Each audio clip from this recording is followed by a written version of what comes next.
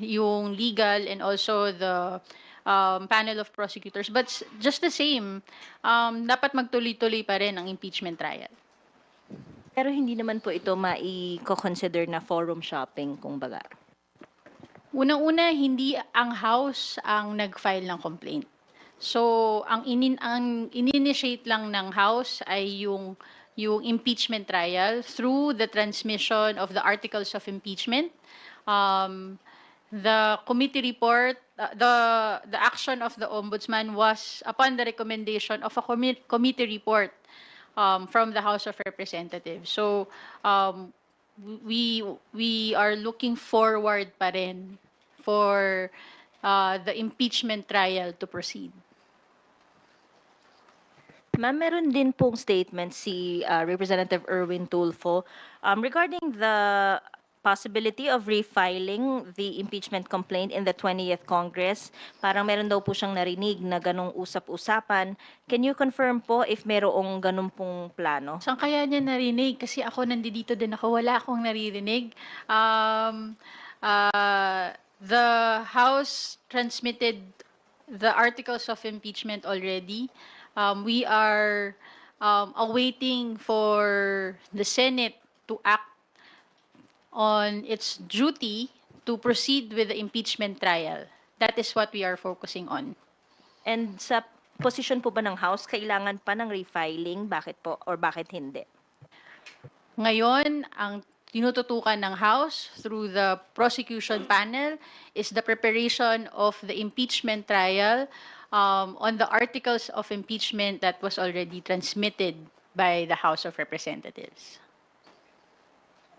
Thank you po. Thank you, Bibian. Next up is Mela Lismoras from PTV4. Hi, ma'am.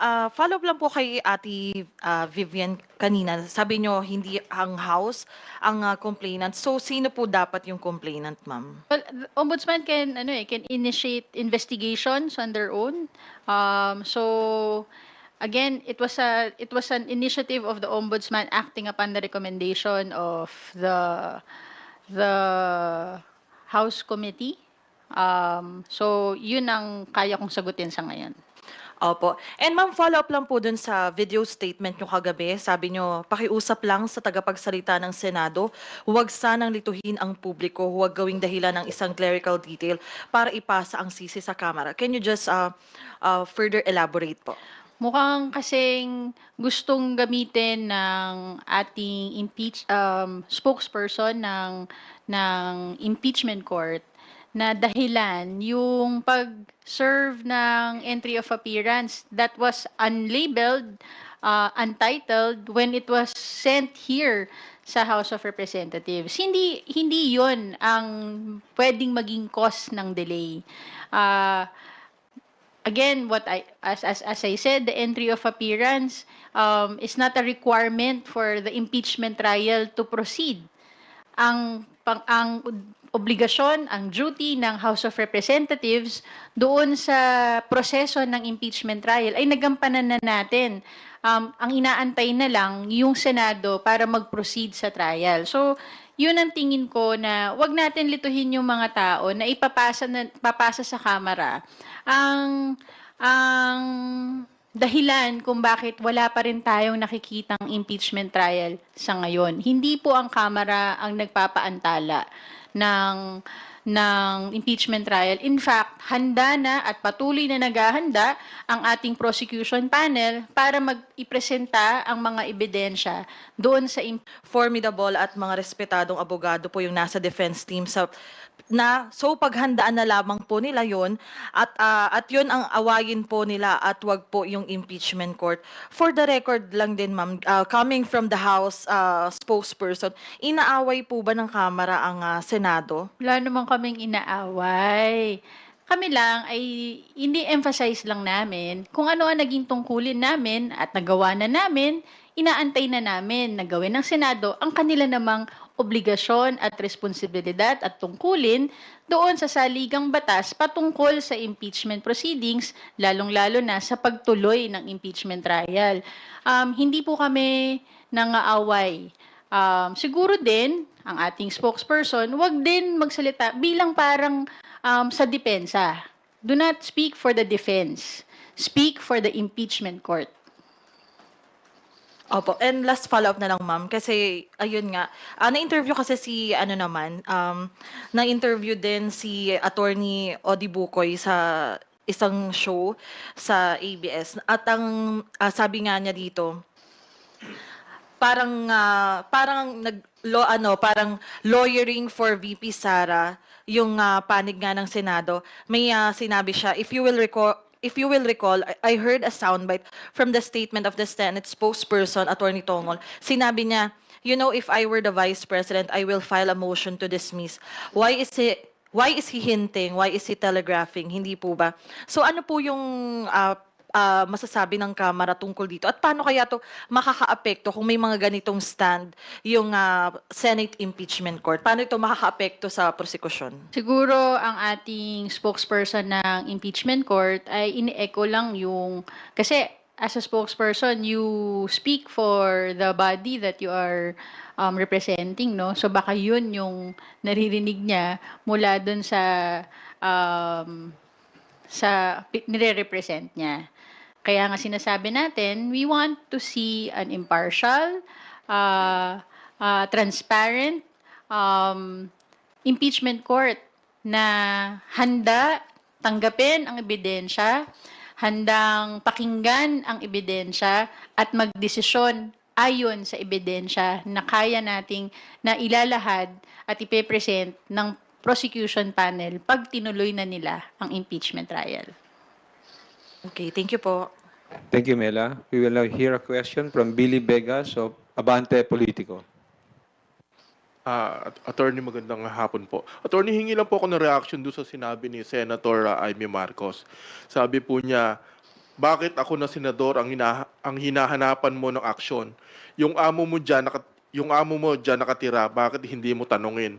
Lahat kayo sa akin nakatingin. Sana ako na lang ang nagpresidente. Una, bilang senador, kasama din naman sa tungkulin niya yung pagbalangkas ng budget ng bansa. Galing sa House, papunta sa Senate. Kaya nung kinwestiyon niya kung ano yung nangyayari sa pangangalaga ng San Juanico Bridge, sinagot lang natin na alam ko, sigurado ako. Based on records, meron din namang mga pondong nailagay for the maintenance ng San Juanico Bridge since 2018, mismo advocated by the congressman, the representative of the 1st District of Leyte, para nga mismo dun sa San Juanico Bridge na yon. Ngayon, kung tatanungin niya kung ano yung nangyayari, dapat lang tanungin din bilang senador, ano din ang nagawa niya para sa San Juanico Bridge. Total, hindi pwedeng tanong lang ng tanong eh. Kailangan nagtatrabaho. Lalong-lalo na, malapit din naman sa puso niya ang San Juanico Bridge, ang Leyte. So, instead na maghanap ng ituturo para sisihin, dapat nagtutulungan, both from the House at sa Senado. According to records in 2018, nagkaroon ng pondo para sa San Juanico Bridge of 27 million, noong 2019, 22 million, 2021, 105 million, 2022, 90 million, 2023, 150 million. 2026 ay may proposal pa lang na madadagdagan yung pondo to 400 million para nga sa pangangalaga. Ito ay initiative ng House of Representatives. Gusto din natin malaman, ano din ang initiative ng Senado? Total, gusto din nila malaman kung ano ang nangyayari, nasa posisyon sila para gumawa ng solusyon, hindi maghanap ng sisi. Thank you po. Thank you, Billy. Lines Capanti from GMA Online is now recognized.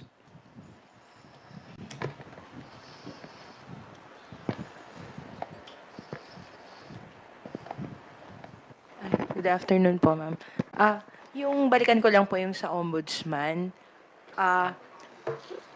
tama po ba yung interpretation na you see the ombudsman's action as acting upon the recommendations, not on the complaint? It is stated, I read it dun sa reports that it is stated in the order to file a counter affidavit that it was acting on the recommendation of the Committee on Good Government and Public Accountability. So, pero kasi nakalagay din po dun sa first page, complainant yung committee. So, that's why Yun yung medyo heading nga yun eh. Opo. Pero again, kung merong naging complaint na final ang committee, wala po akong pagkakaalam na may complaint na final. Ang meron po kaming pinadala sa ombudsman ay yung pag-furnish sa ombudsman nung committee report na na-adapt ng plenary nung huling 19th Congress. So, the heading may state that way, but the body states otherwise, that it was the ombudsman acting on the recommendation of the committee. Okay. Ma'am, follow-up lang po. The ombudsman's tenure, the current ombudsman's tenure is about to end by end of July, I understand. So, do you find the timing, of apparent motu proprio investigation? Do you think the current ombudsman has enough time to conduct the probe? Well, the person will not be the one to do the investigation. It is the body that will conduct the investigation, the ombudsman as the institution. So, if the institution starts its investigation, it will proceed regardless of the personalities in it. Last na lang po. Are you not worried that, maybe there's a possibility na i-dismiss ng ombudsman yung findings ng committee? Mag-release sila ng ruling na this has no basis even before the impeachment trial could proceed? The recommendation of the committee, naniniwala naman din ako na nung naglabas sila ng recommendation na yon ay meron silang sufficient evidence to make that recommendation from the hearings that they conducted. So I will leave it at that. Again, wala pa kaming kopya nung order. So hindi ko rin masasagot yung ibang matters tungkol dun sa issue ng ombudsman. Thank you, Lenesca. Isa Bendaño Umali from GMA DCBB. Please proceed with your questions. Magandang hapon po, Attorney. Your reaction lang po kasi bumiyahe po si Vice President Sara Duterte papuntang Australia at kabilang daw po sa itinerary niya, sasama siya or makikilahok siya dun sa rally, Free Duterte Now. So ano pong reaction dito ng House? Thank you po. Sarah all. Pero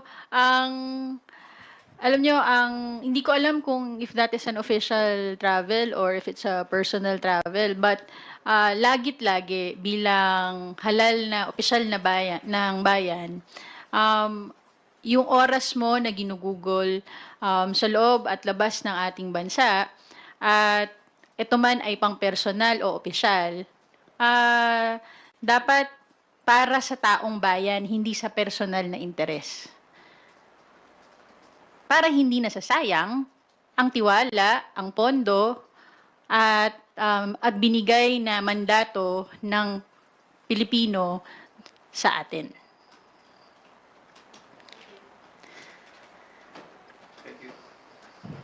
Thank you, Isa. Marian Enriquez from TV5. Good afternoon, ma'am. Sorry, ma'am, I just have to ask. Kasi has this always been the practice, like yung questions about the ombudsman filing na ang complainant daw ay ang good government? Kasi I don't know kung ano yung nangyari doon sa Quadcom report na nirekomendahan din na filean po ng crimes against humanity paglabag daw po sa Republic Act 9851. Sina former President Rodrigo Duterte, De La Rosa. I don't know. Paano po ba yun, ma'am? Also, do you have any info about that? Kung yun ba, inaksyon na ng ombudsman? wala pa akong information tungkol dyan. Ang alam ko lang, dun sa recommendation ng Committee on Good Government, may listahan naman ng mga recommendation of criminal, civil, and administrative cases. I cannot speak on the history of the Ombudsman on initiating their own investigations based on various committee recommendations. But we will tatandaan natin, hindi lang ang ombudsman ang na-furnish ng committee reports. All other agencies, katulad ng Department of Justice, I think DBM was also furnished. So, different agencies may initiate their own investigations on the matter based on the recommendations of a particular committee. Thank you. Ma'am, would like to ask, though ilang beses na rin to naging topic at paulit-ulit na, kasi meron din ulit statement si Majority Floor Leader, Senator Francis Tolentino, na sinasabi niya raw po yung impeachment complaint, itong impeachment case against Vice President Sara Duterte, it dies, lapses, terminates with the lifespan of the 19th Congress. Forthwith is the command to the 19th Congress daw. Sabi niya, show me a constitutional instruction, giving them the mandate to continue, show me where we can find the words carry over. What can you say about this, ma'am? Very clear, well, mukhang dissenting opinion po yung binibigay ni Senator Tolentino. Nakalagay naman sa Constitution ang obligasyon, ang duty ng Senate is to try and decide. Totoo na walang nakalagay to carry over, pero hindi rin sinabi na matitigil siya pag natapos ang session. We have to remember the Senate is a continuing body kung tutuusin. So, if there's an institution that can continue their duties beyond the sessions, the Congress, mukhang ang Senate din yun. Again, the House maintains its position that the Senate may try and decide the impeachment proceedings. Tuloy-tuloy po ito. Walang tigil. Hanggang matapos ang pag-present ng ebidensya, matapos ang pagkakataon ng depensa na mapagtanggol ang kanyang sarili, hanggang matapos yung pagkakataon ng mga senator judges na mag-decide dun sa merits ng kaso. Mambalikan ko lang po what you mentioned earlier. You said, do not speak for the defense, speak for the impeachment court. I think this was regarding to spokes tungkol ng impeachment court. You also reacted on yung sinabi po ni Spokes Bukoy doon nga kay against Tonggol. Sabi mo, as a spokes, you speak for the body that you are representing. Yun yung tingin ni Attorney Bukoy. Kayo rin po ba? Tingin nyo, yun yung ginagawa ni Tonggol? He's speaking for the defense team. Well, yun yung lumalabas dun sa pag-question niya eh. In fact, yung I think nabanggit din to ni Attorney Bukoy, yung hindi pagtanggap ng House dun sa dokumento na walang kahit na anong nakalagay na label, wala naman kaming narinig mula sa defense team. Ang sumita ay ang spokesperson. So, hindi naman, in normal courts, hindi naman i-call ng court pag hindi tinanggap ng isang party yung entry of appearance. So, again, wag ipasa sa kamera yung paninisi na lalong-lalo na for an entry of appearance, yung hindi pagtuloy. Kasi yun yung ini-insinuate niya na dahil hindi natanggap ng House, nadadagdagan yung pagkaantala. Hindi naman din yun. Alam naman natin na hindi yun dahilan. Thank you, ma'am. Thank you, Marian. Rose from UNTV. Good afternoon po, Attorney. Doon pa rin po sa directive ng Ombudsman. Um, nabanggit niyo po kanina na hindi po ang House ang complainant, pero bilang tumugon po yung Ombudsman sa recommendation ng House, Good Government and Public Accountability, your reaction? Kasi June 10 na ipasa, yun pong pag-approve ng plenary. June 17, na-receive ng Ombudsman yung committee report, and after 3 days, they acted upon it. Well, the ombudsman should perform its duty. So we will see what will happen sa ginagawa nilang investigation. Tama rin po na doon po sa recommendation ng House po, nakalagay po yung various complaints na nire-recommend yung ma-file against the Vice President Yes. and her staff. Tama po ba? Ano-ano nga po yung charges na yun? Basahin ko yung recommendations nasa paragraph 10, subparagraphs A to H. Again, this is not just for the ombudsman to initiate. We furnished all other agencies. So, kung sino yung mas appropriate agency to conduct their investigations, ito sila. Letter A, technical malversation under Article 220 of the Revised Penal Code.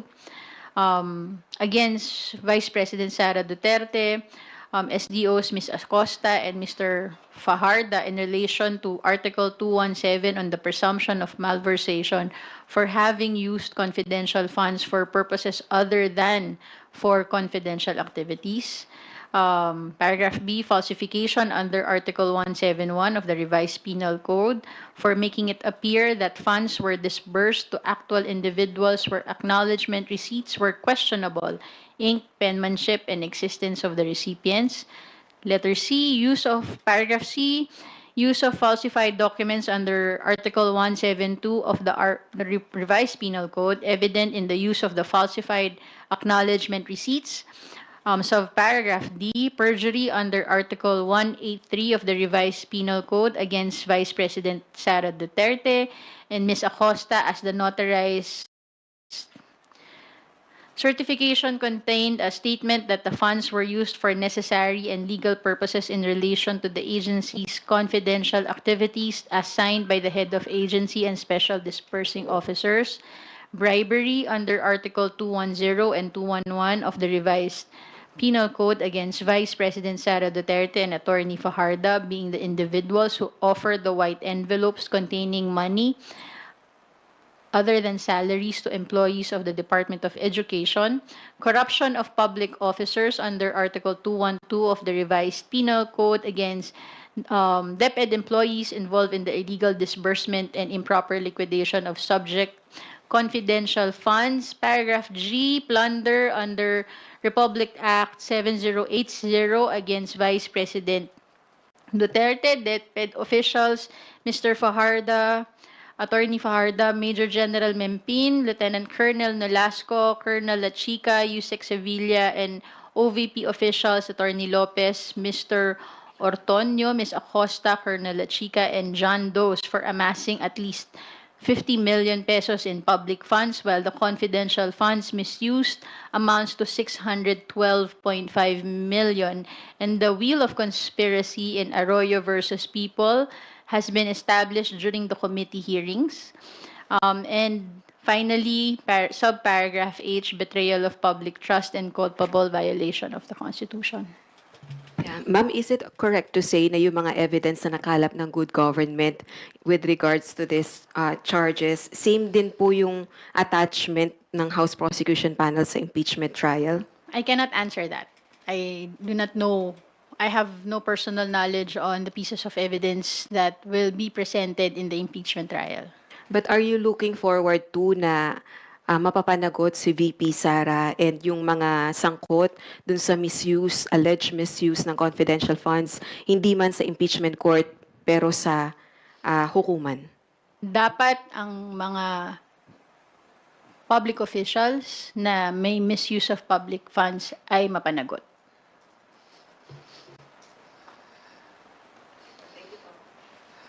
Sorry, last na lang Kuya Ray. Baka po meron po kayong any updates kasi although iba yung tagapagsalitang House Prosecution Panel, pero nagpulong po sila yesterday po ba, if I'm not mistaken? Ano And po any yun? updates na House Prosecution Panel po? Ano po yun? Kung meron pong any significant updates sa mga napagkasunduan ng House Prosecution Panel sa susunod nilang hakbang kasi I believe according po kay Attorney Bukoy ay wini-weigh pa po nila yung kanila pong susunod na hakbang with regards dun po sa mga kautusan ng Senate Impeachment Court. Again, hindi ako makakasagot regarding sa mga detalye tungkol sa impeachment trial. Mas alam po yan ni Attorney Bukoy. Pero siguro mas maganda siya yung maitatanong nyo. Definitely handa ang prosecution panel sa pag-present ng ebidensya. And I would like to think, at tingin ko din naman na mas komprehensibo yung ipe-present ng impeachment prosecution panel ng mga ebidensya. Baka nga makabuti sa ombudsman kung sila ay susubaybay sa impeachment trial.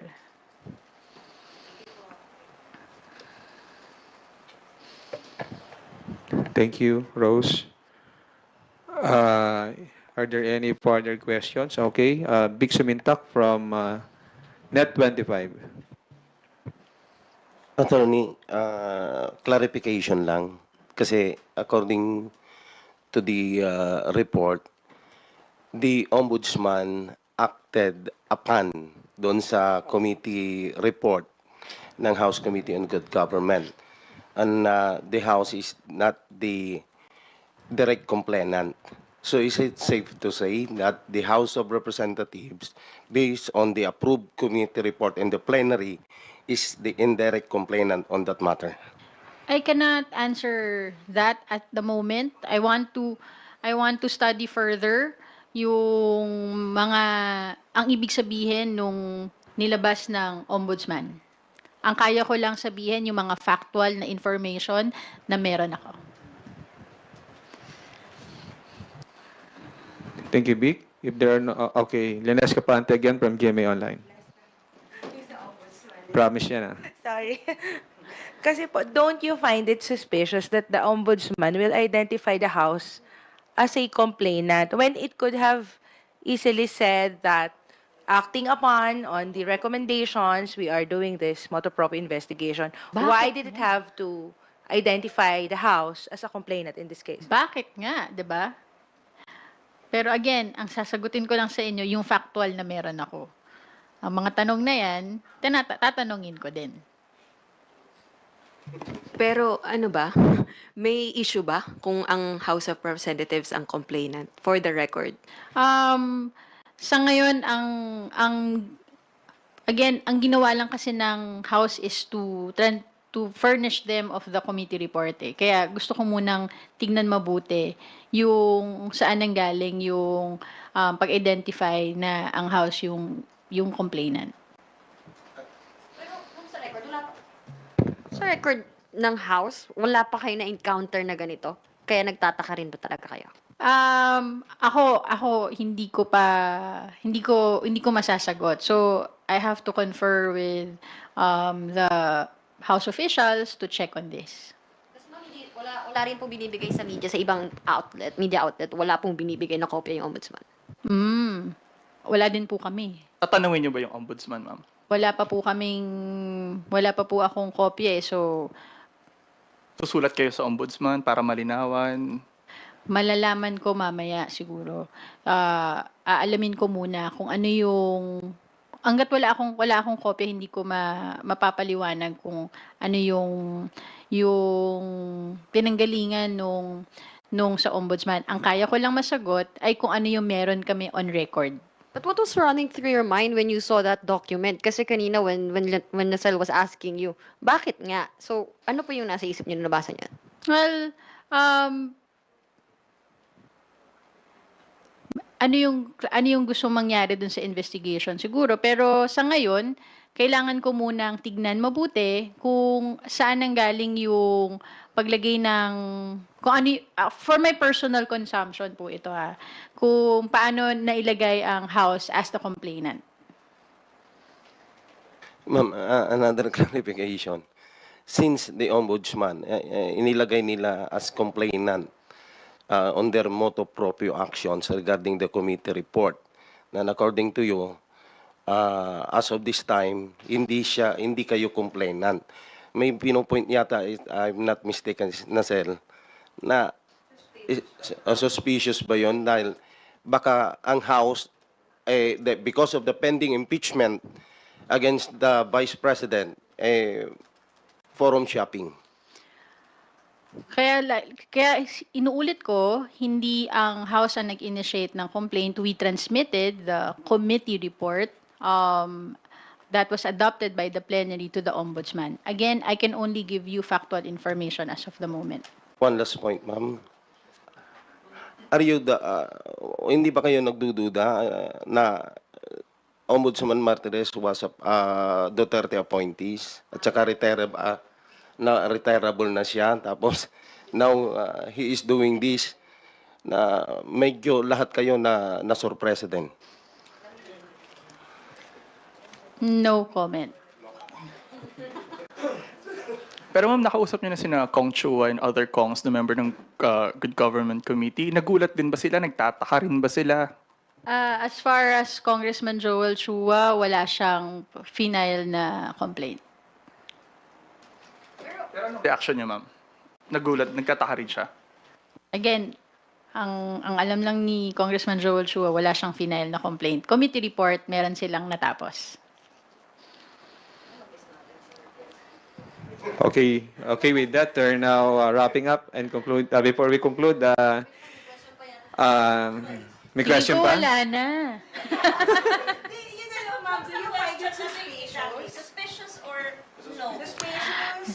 No comment on that at the moment. Okay, pakinggan na po natin. You were raising questions then kanina earlier, ma'am. Again, that's for my own consumption. Bakit nga? Pero again, no comment on the question if it's suspicious. No comment eh. I can only answer factual information at the moment. Okay. Meron pa? Next week Happy daw. Friday. Happy Friday. Ma'am, baka may pangwakas na. Maraming sa media briefing ngayon, madaming nasagot pero mukhang mas maraming tanong. We are looking forward to next week. I hope we can have more answers by then. Thank you very much and have a good weekend, everyone. Thank you, House Committee, House of Representatives spokesperson, Attorney Princess Abante, for joining us today. To everyone, magandang tanghali po.